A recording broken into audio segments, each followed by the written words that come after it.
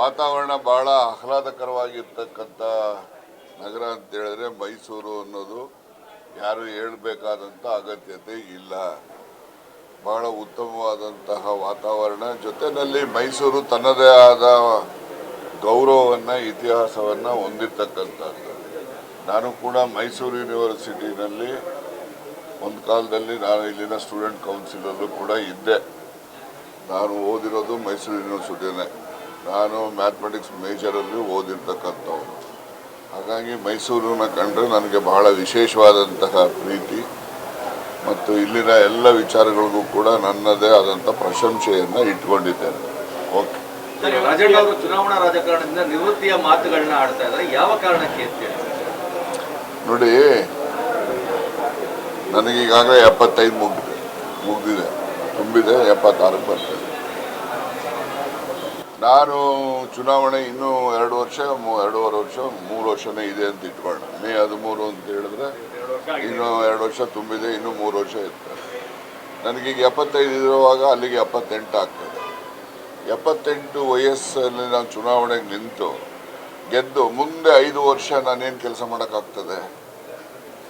ಯಾಕೆಂದರೆ ವಯೋಸಹಜವಾದಂತಹ ದೌರ್ಬಲ್ಯಗಳು ಸಹಜವಾಗಿ ಮನುಷ್ಯನ ದೇಹದಲ್ಲಿ ಬರ್ತಕ್ಕಂಥದ್ದು. ಆ ದಿಸೆಯಲ್ಲಿ ನಾನು ಜನರಿಗೆ ನ್ಯಾಯವನ್ನು ದೊರಕಿಸ್ಕೊಡ್ಲಿಕ್ಕೆ ಸಾಧ್ಯ ಆಗೋದಿಲ್ಲ ಅಂತಕ್ಕಂಥದ್ದು ನನ್ನ ವೈಯಕ್ತಿಕ ನಿಲುವು. ಆ ದೃಷ್ಟಿನಲ್ಲಿ ಯುವಕರಿಗೆ ಹೆಚ್ಚು ಅವಕಾಶಗಳನ್ನು ಕೊಡಬೇಕು. ನಾವು ಕೂಡ ಆಗ ಚುನಾವಣೆ ನಿಲ್ಲಿಲ್ಲ ಅಂತ ಹೇಳಿ ರಾಜಕೀಯದಿಂದ ನಿವೃತ್ತಿ ಅಲ್ಲ, ಚುನಾವಣಾ ರಾಜಕಾರಣದಿಂದ ನಿವೃತ್ತಿ ಅಷ್ಟೇ. ಸಕ್ರಿಯವಾಗಿ ರಾಜಕಾರಣದಲ್ಲೂ ಇರ್ತೇನೆ ಮತ್ತು ಸಕ್ರಿಯವಾಗಿ ಸಹಕಾರಿ ಆಂದೋಲನದಲ್ಲೂ ಕೂಡ ನಂದು ಏನಿದೆ ಇಲ್ಲಿನವರೆಗೂ ಕಳೆದ 50 ವರ್ಷದಿಂದ ಏನು ನಡೆಸ್ಕೊಂಡು ಬಂದಿದ್ದೀನಿ ಅದೇ ರೀತಿ ಸಹಕಾರಿ ರಂಗದಲ್ಲಿ ಸಕ್ರಿಯವಾಗಿ ಇರ್ತೇನೆ. ರಾಜಕೀಯದಲ್ಲಿ ಚುನಾವಣಾ ರಾಜಕೀಯದಿಂದ ನಿವೃತ್ತಿ ಆಗಿರ್ತೇನೆ, ರಾಜಕಾರಣದಲ್ಲೂ ಕೂಡ ಸಕ್ರಿಯವಾಗಿ ಇರ್ತೇನೆ. ಪಕ್ಷಾತೀತವಾಗಿ ಕಾಂಗ್ರೆಸ್, ಬಿಜೆಪಿ, ಜೆಡಿಎಸ್ ನಾಯಕರ ಮತ್ತೆ ಈ ಪ್ರಸ್ತುತ ಪರಿಸ್ಥಿತಿಯಿಂದ ನಾನು ಬೇಜಾರಾಯ್ತು. ನನಗೆ ನೋಡಿ, ನಿನ್ನೆಗೆ ಹೋಲಿಸಿದ್ರೆ ಇವತ್ತು ಕೆಟ್ಟ ದಿವಸ, ನಾಳೆ ಹೋಲಿಸಿದ್ರೆ ಇವತ್ತು ಒಳ್ಳೆ ದಿವಸ. ಅದರಿಂದ ಯಾವುದನ್ನು ಕೂಡ ನಾವು ಪರಿಸ್ಥಿತಿ ಕೆಟ್ಟೋಗಿದೆ ಅಂತ ಏನು ಹೇಳಲಿಕ್ಕೆ ಸಾಧ್ಯನೇ ಇಲ್ಲ. ಅದು ನಾವುಗಳು ಸೃಷ್ಟಿ ಮಾಡ್ಕೊಳ್ತಕ್ಕಂಥ ವಾತಾವರಣ ಅಷ್ಟೇ. ಅದರಿಂದ ಯಾವುದೇ ಒಂದು ಬೇಸರದಿಂದ ಆಗಲಿ ಅಥವಾ ಯಾವುದೇ ಒಂದು ಒತ್ತಡ ಆಗಲಿ ಮಾನಸಿಕವಾಗಿ ಯಾವುದೇ ರೀತಿಯಲ್ಲೂ ಕೂಡ ಈ ಒಂದು ತೀರ್ಮಾನಕ್ಕೆ ಅದು ಪೂರಕವಾಗಿ ಇಲ್ಲ. ನಾನು ಹೇಳ್ತಕ್ಕಂಥದ್ದು ಯುವಕರಿಗೆ ಹೆಚ್ಚು ಅವಕಾಶಗಳು ದೊರಕಬೇಕು. ನಾವು ಅವರಿಗೆ ಮಾರ್ಗದರ್ಶನ ಮಾಡ್ತಕ್ಕಂಥ ರೀತಿಯಲ್ಲಿ ನಾವು ಕೂಡ ನಡ್ಕೋಬೇಕು. ಆ ದೃಷ್ಟಿಯಲ್ಲಿ ನಾನು ಸಕ್ರಿಯ ರಾಜಕಾರಣದಿಂದ ನಾನು ದೂರ ಇಲ್ಲ, ಸಕ್ರಿಯ ಚುನಾವಣಾ ರಾಜಕಾರಣದಿಂದ ದೂರ ಇರ್ತೀನಿ ಅಷ್ಟೇ. ಸಾಧನಾ ಸಮಾವೇಶ ಆಗ್ತಾ ಇದೆ, ಬಿಜೆಪಿಯವರು ಟೀಕೆ ಮಾಡಿದ್ದಾರೆ, ಏನು ಸಾಧನೆ ಮಾಡಿದ್ದಾರೆ ಅಂತೇಳಿ ಕಾಂಗ್ರೆಸ್ ಅವರು ಸಾಧನಾ ಸಮಾವೇಶವನ್ನು ಮಾಡಬೇಕು ಅಂತೇಳಿ. ಹೌದಾ? ಅವರು ವಿರೋಧ ಪಕ್ಷವಾಗಿ ಅಷ್ಟು ಹೇಳದೇ ಇದ್ರೆ ಮತ್ತು ಅವ್ರು ವಿರೋಧ ಪಕ್ಷ ಅಂತೇಳಿ ಜನ ಮರ್ತ್ಬಿಡ್ತಾರಲ್ಲ, ಅದಕ್ಕೋಸ್ಕರ ಅವೆಲ್ಲ ಹೇಳ್ತಾರೆ. ಅದಕ್ಕೆ ಹೆಚ್ಚಿನ ಮಹತ್ವ ಕೊಡ್ತಕ್ಕಂಥ ಅಗತ್ಯತೆ ಇಲ್ಲ. ಕೇಳಿಸ್ಕೊಳ್ಳಿಲ್ಲ. ಚುನಾವಣಾ ಈಗ ಪ್ರಜಾಪ್ರಭುತ್ವ ವ್ಯವಸ್ಥೆನಲ್ಲಿ ಆಡಳಿತ ಪಕ್ಷ ವಿರೋಧ ಪಕ್ಷ ಇರ್ತವೆ, ಇರಲೇಬೇಕು. ಇದ್ದಾಗನೇ ಅದು ಪ್ರಜಾಪ್ರಭುತ್ವ. ಅವರು ವಿರೋಧ ಪಕ್ಷವಾಗಿ ಅಷ್ಟು ಕೂಡ ಟೀಕೆ ಮಾಡದೇ ಇದ್ದರೆ ಅವರ ಒಂದು ಅಸ್ತಿತ್ವಕ್ಕೇನೆ ಧಕ್ಕೆ ಬರ್ತದೆ. ಅದಕ್ಕೋಸ್ಕರ ಅವರು ಆ ಮಾತುಗಳನ್ನು ಹೇಳಿದ್ದಾರೆ. ಅದಕ್ಕೋಸ್ಕರ ನಾವೇನು ಪ್ರತಿಕ್ರಿಯೆ ಕೊಡ್ತಕ್ಕಂಥ ಅಗತ್ಯ ಇಲ್ಲ ಅಂತೇಳಿ ನಾನು ಭಾವಿಸ್ತೇನೆ. ಬೆಂಗಳೂರಿನಲ್ಲಿ ಜನ ಮಳೆಯಿಂದ ಸಂಕಷ್ಟದಲ್ಲಿದ್ದಾರೆ, ಈ ಸಂದರ್ಭದಲ್ಲಿ ಬೇಕಾಗಿತ್ತಾ ಅಂತ ಕೆಲವರು ನೋಡಿ, ಬೆಂಗಳೂರಿನಲ್ಲಿ ಮಳೆ ಅವಾಂತರಕ್ಕೆ ಅದು ಪ್ರಕೃತಿದತ್ತವಾಗಿ ಬರ್ತಕ್ಕಂಥ ಅವಘಡಗಳು.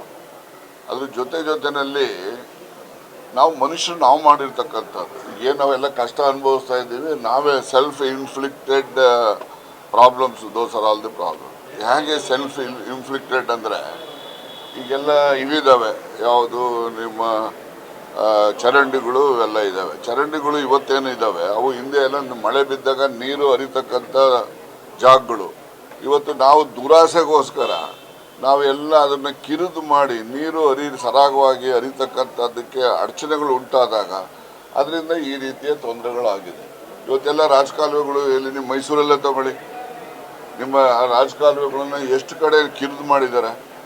ದೊಡ್ಡದಾಗಿ ನೀರು ಯಾವತ್ತೂ ಕೂಡ ಅದು ಯಾರನ್ನು ಕೇಳಲ್ಲ ಎಲ್ಲಿ ಹರಿಬೇಕು ಅಂತೇಳಿ. ಅದಕ್ಕೆ ತನ್ನದೇ ಆದಂತಹ ಮಾರ್ಗವನ್ನು ಅದು ಸೃಷ್ಟಿ ಮಾಡಿಕೊಂಡಿದೆ. ಅದು ಇವತ್ತಿಂದಲ್ಲ ನೆನ್ನೆದಲ್ಲ, ಸಾವಿರಾರು ವರ್ಷಗಳಿಂದ ಆ ರೀತಿ ಬಂದಿರ್ತದೆ. ನಾವು ಮನುಷ್ಯರು ನಮ್ಮ ಸ್ವಾರ್ಥಕ್ಕೋಸ್ಕರ ಅದನ್ನೆಲ್ಲ ನಾವು ಹಾಳು ಮಾಡಿ, ನೀರು ಹರಿತಕ್ಕಂಥ ಜಾಗಗಳನ್ನೆಲ್ಲ ಬಂದ್ ಮಾಡಿ ಬಿಲ್ಡಿಂಗ್ ಕಟ್ಟೋದು, ಡೈವರ್ಟ್ ಮಾಡೋದು, ಮತ್ತು ಅದರ ಅಗಲ ಅಳತೆ ಏನಿರ್ತದೆ ಅದನ್ನು ಕಿರಿದು ಮಾಡೋದು, ಈ ರೀತಿ ಎಲ್ಲ ಮಾಡಿದಾಗ ಈ ರೀತಿಯ ಮಳೆ ಬಂದಾಗ ಅವಘಡಗಳು.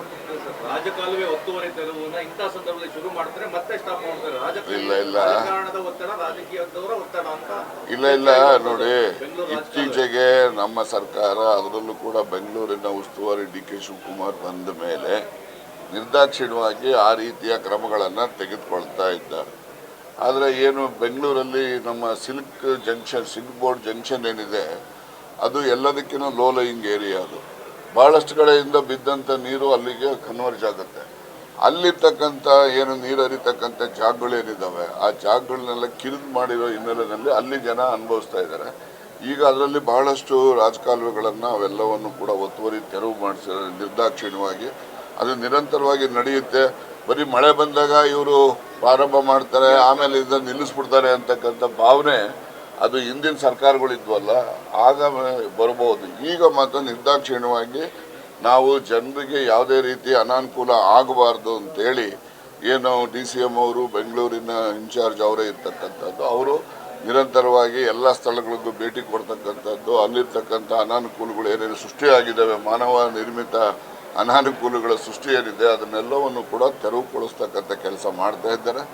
ನಾಳೆ ನಾಡಿದ್ದಲ್ಲಿ ಇವತ್ತು ಹೊಸಪೇಟೆ ಕಾರ್ಯಕ್ರಮ ಆದ ಮೇಲೆ ನಮ್ಮ ಮುಖ್ಯಮಂತ್ರಿಗಳು, ಉಪಮುಖ್ಯಮಂತ್ರಿಗಳು ಮತ್ತು ಸಂಬಂಧಪಟ್ಟಂಥ ಬೆಂಗಳೂರಿನ ಶಾಸಕರುಗಳು, ಸಚಿವರು, ನಮ್ಮ ರಾಮಲಿಂಗಾರೆಡ್ಡಿ ಅವರು ಇರ್ಬೋದು, ಇವರೆಲ್ಲರೂ ಕೂಡಿ ಈ ಭಾಗದ ಏನು ತೊಂದರೆಗೊಳಗಾಗಿರ್ತಕ್ಕಂಥ ಪ್ರದೇಶಗಳಿಗೆ ಭೇಟಿಯನ್ನು ನೀಡಿ ಅದು ಒಂದು ಶಾಶ್ವತವಾದಂತಹ ತೊಂದರೆ ಇಲ್ಲದ ರೀತಿಯಲ್ಲಿ ವ್ಯವಸ್ಥೆಯನ್ನು ಮಾಡ್ತಕ್ಕಂಥದಕ್ಕೆ ಪ್ರಯತ್ನ ಮಾಡ್ತಾ ಇದ್ದಾರೆ. ಪಕ್ಷದ ಅಧ್ಯಕ್ಷರು ಹೇಳಿದ್ದಾರೆ, ಗೃಹಲಕ್ಷ್ಮಿ ಹಣ ಏನಿದೆ ಪ್ರತಿ ತಿಂಗಳು ನಾವು ಕೊಡ್ತೀವಿ ಅಂತ ಭರವಸೆಯನ್ನು ಗೊತ್ತಿಲ್ಲ, ಬರುತ್ತೆ ಗುತ್ತಿಗೆದಾರರಿಗೆ ಯಾವ ರೀತಿ ಹಣ ಬರುತ್ತೆ ಆ ರೀತಿ ಬರುತ್ತೆ ಅಂತೇಳಿ ಒಂದು ಹೊಸಪೇಟೆಯಲ್ಲಿ ಹೇಳಿಕೆಯನ್ನು ಕೊಟ್ಟಿದ್ದಾರೆ. ನೋಡಿ, ಅವರು ಹೇಳಿಕೆನ ನೀವೆಲ್ಲ ಮಾಧ್ಯಮದಲ್ಲಿ ತಿರ್ಚಿದಿರಿ ಅಂತ ನಾನು ಅನ್ಕೋಬೇಕಾಗ್ತದೆ. ಹೇಳ್ತೀನಿ ಕೇಳಿ. ಆಯ್ತಪ್ಪ, ಈಗ ಒಂದ್ ನಿಮಿಷ ಹೇಳ್ಬಿಡ್ತೀನಿ ಕೇಳಿ. ಅಲ್ಲ ಈಸಿ ವೇ ಅಂತಲ್ಲ. ಆಯ್ತು, ನಾನು ಹೇಳ್ತಾ ಇದ್ದೀನಿ, ಅವ್ರು ಹೇಳಿದ್ರಲ್ಲ, ನಾನು ಒಬ್ಬ ಸಂಪುಟದಲ್ಲಿ ನಾನು ಒಬ್ಬ ಸದಸ್ಯ, ಕಲೆಕ್ಟಿವ್ ರೆಸ್ಪಾನ್ಸಿಬಿಲಿಟಿ ಇದ್ದೇ ಇರ್ತದೆ ಸಚಿವರಿಗೆ. ನಾನು ಹೇಳ್ತಾ ಇದ್ದೀನಿ, ಯಾರಿಗೆ ಕೊಟ್ಟಿಲ್ಲ ಹೇಳಿ ಪ್ರತಿ ತಿಂಗಳು?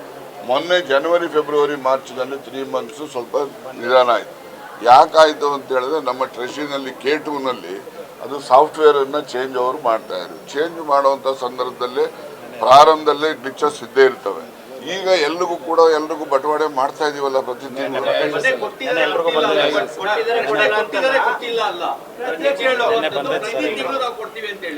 ಗುತ್ತಿಗೆದಾರರಿಗೆ ಕೆಲಸ ಮಾಡಿದ ತಕ್ಷಣ ದುಡ್ಡು ಬರ್ತದ? 6 ತಿಂಗಳು, ವರ್ಷ, 2 ವರ್ಷ, 4 ವರ್ಷ ತನಕ ಮಾತನಾಡಿದ್ದಾರೆ. ಈಗ ನೋಡಿ, 4 ತಿಂಗಳು ಎಲ್ಲ ಎಲ್ಲೂ ಕೂಡ ಡಿಲೇ ಆಗೋ ಸಂದರ್ಭ ಇಲ್ಲ. ಅವ್ರು ಹೇಳಿದ್ದಾರೆ, ಹೇಳಿರ್ತಕ್ಕಂಥದ್ರ ಬಗ್ಗೆ ನನಗೆ ಸಂಶಯ ಇದೆ. ಅವರು ಆ ರೀತಿ ಪ್ರತಿಕ್ರಿಯೆ ಕೊಡಲಿಕ್ಕೆ ಸಾಧ್ಯ ಇಲ್ಲ. ಈಗ ನಿನ್ನೆನೂ ಕೂಡ ಹಣ ಎಲ್ಲರಿಗೂ ಬಟವಾಡೆ ಆಗಿದೆಯಲ್ಲ. ನೀವು ಯಾರನ್ನ ಫಲಾನುಭವಿಗಳನ್ನು ಯಾರನ್ನಾದ್ರೂ ನೀವು ಇಲ್ಲ ಬಿಡಿ ಅದನ್ನು ಯಾಕೆ ಇದು ಮಾಡ್ತೀರಿ? ಯಾವುದೋ ಕಾರಣಕ್ಕೂ ಕೂಡ ಪ್ರತಿ ತಿಂಗಳು ಪ್ರತಿಯೊಬ್ಬರಿಗೂ ಕೂಡ ವಿತರಣೆ ಆಗುವ ರೀತಿಯಲ್ಲಿ ಕ್ರಮ ಇಡ್ತಾರೆ.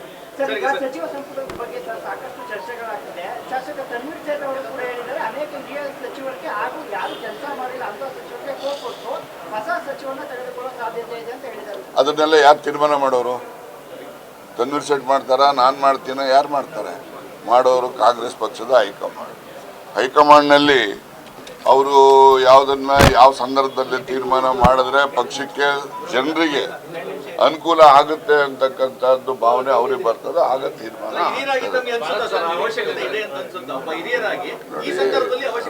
ರಾಜಕಾರಣ ಅಂತಕ್ಕಂಥದ್ದು ನಿಂತ ನೀರಲ್ಲ, ಅದು ಯಾವಾಗಲೂ ಕೂಡ ಚಲನಶೀಲತೆ ಇರ್ತಕ್ಕಂಥದ್ದು.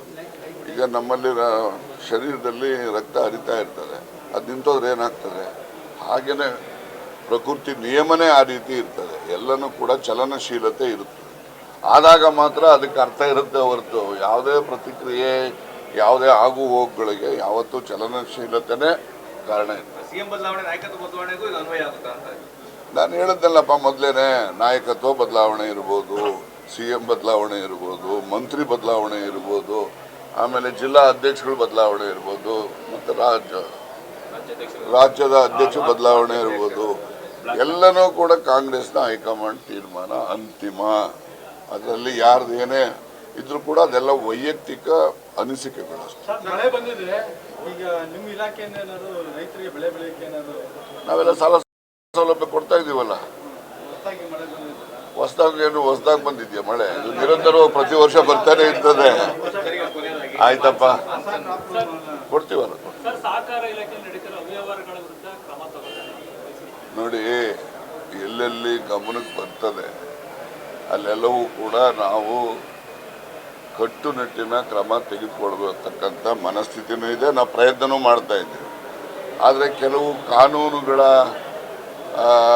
ತೊಂದರೆ ಏನಿದೆ ಅಂದರೆ, ಕಾನೂನಲ್ಲಿರ್ತಕ್ಕಂಥ ಲೋಪಗಳ ಹಿನ್ನೆಲೆಯಲ್ಲಿ ಕೆಲವು ಬಾರಿ ಕೋರ್ಟ್ಗಳಲ್ಲಿ ಅದ್ರ ಬಗ್ಗೆ ತಡೆಯಾಜ್ಞೆ ಬರ್ತಕ್ಕಂಥದ್ದು, ಈ ರೀತಿ ಪ್ರಕರಣಗಳು ನಡೀತಾ ಇದ್ದಾವೆ. ಇದನ್ನೆಲ್ಲ ನಾನು ಕೂಡ ಈ ರೀತಿ ತಪ್ಪು ಮಾಡಿದವರಿಗೆ ಶಿಕ್ಷೆ ಆಗಬೇಕು ಅಂತಕ್ಕಂಥ ದೃಷ್ಟಿಯಿಂದ, ಹಣ ವಸೂಲಾತಿಯಿಂದ ಹಿಡಿದು ಅವರಿಗೆ ಒಂದು ಕ್ರಿಮಿನಲ್ ಅಪರಾಧದ ಮೇಲೂ ಕೂಡ ಶಿಕ್ಷೆ ಆಗಬೇಕು ಅಂತೇಳಿ ಹಲವಾರು ತಿದ್ದುಪಡಿಗಳನ್ನು ವಿಧಾನಸಭೆ ವಿಧಾನ ಪರಿಷತ್ತಿನಲ್ಲಿ ಮಂಜೂರು ಮಾಡಿ ಈಗಾಗಲೇ ಗೌರವಾನ್ವಿತ ರಾಜ್ಯಪಾಲರಿಗೆ ತಲುಪಿಸಿದ್ದೇವೆ. ರಾಜ್ಯಪಾಲರು ಕೆಲವು ಕ್ಲಾರಿಫಿಕೇಷನ್ಸ್ಗಳನ್ನು, ವಿವರಗಳನ್ನು ಕೇಳಿದ್ದಾರೆ. ಆ ವಿವರಗಳನ್ನು ಕೂಡ ತಲುಪಿಸ್ತಾ ಇದ್ದೇವೆ. ಆ ಹಿನ್ನೆಲೆಯಲ್ಲಿ ಆ ಹೊಸ ತಿದ್ದುಪಡಿಗಳು ಬಂದರೆ ಇನ್ನೂ ಹೆಚ್ಚು ಪರಿಣಾಮಕಾರಿಯಾಗಿ ಈ ರೀತಿಯ ದುರುಪಯೋಗ, ಸಾರ್ವಜನಿಕ ಹಣ ಯಾರೇ ದುರುಪಯೋಗ ಮಾಡಿದರೂ ಕೂಡ ಅದನ್ನು ಬಹಳ ಕಟ್ಟುನಿಟ್ಟಿನ ಶಿಕ್ಷೆಯನ್ನು ಕೊಡ್ತಕ್ಕಂಥದ್ದು, ಹಣವನ್ನು ವಸೂಲಾತಿ ಮಾಡ್ತಕ್ಕಂಥದ್ದು, ಯಾರೆಲ್ಲ ಹಣ ದುರುಪಯೋಗ ಮಾಡ್ತಾರೆ ಅವರ ಆಸ್ತಿನೂ ಕೂಡ ಮುಟ್ಟುಗೋಲು ಹಾಕೊಳ್ತಕ್ಕಂಥ ಪ್ರಕ್ರಿಯೆಗಳನ್ನು ಮಾಡ್ತಾರೆ. ಯುದ್ಧದ ಕ್ರೆಡಿಟ್ ವಾರ್ ಶುರುವಾಗಿದೆ. ರೈಲ್ವೆ ಟಿಕೆಟ್ ನಲ್ಲೂ ಸಹ ಒಂದು ಆಪರೇಷನ್ ಸಿಂಧೂರನ್ನು ಮುದ್ರಿಸುವಂತ ಕೆಲಸವನ್ನು ಕೇಂದ್ರ ಮಾಡಿದೆ. ನೋಡಿ, ಕೇಂದ್ರ ಮಾಡಿದೆ ಅಂದ್ರೆ ನನ್ನ ಕೇಳಿದ್ರೆ ನಾನೇನು ಉತ್ತರ ಹೇಳಬೇಕು? ನಾನು ಅದನ್ನ ಟೀಕೆ ಮಾಡಕ್ ಹೋಗೋದಿಲ್ಲ. ಅಲ್ಲ, ಟೀಕೆ ಮಾಡಕ್ ಹೋಗೋದಿಲ್ಲ. ಏನೆಲ್ಲ ಅವರ ನೋಡಿ, ಪ್ರಜಾಪ್ರಭುತ್ವ ವ್ಯವಸ್ಥೆಯಲ್ಲಿ ಯಾರೆಲ್ಲ ಚುನಾಯಿತ ಸರ್ಕಾರಗಳಿರ್ತವೆ ಅವರ ವಿವೇಚನೆಗೆ ಬಿಟ್ಟಂತ